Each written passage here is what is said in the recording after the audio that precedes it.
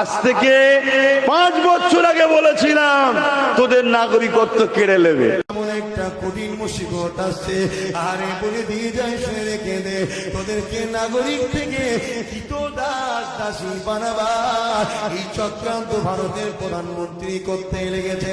তোদেরকে বন্দি করে নিয়ে ক্যাম্পে নিয়ে যাবে, ডিটেনশন ক্যাম্প। ওই ক্যাম্প মানে জেলখানা, যেখানে তোদেরকে কয়েদি করে রাখবে।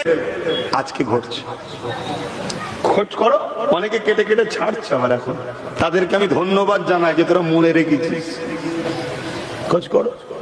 আমি 8 বছর আগে বলেছিলাম যে মসজিদ, মাদ্রাসা, কবরস্থান সব চলে যাচ্ছে, দখল হয়ে যাচ্ছে, ঢুকতে পারবি না। আজকে কি হচ্ছে বলো? এমন এসআইআর এর খেলা দিয়েছে, লোক ওয়াকফের কথা ভুলে গেছে। এসআইআরটা কি?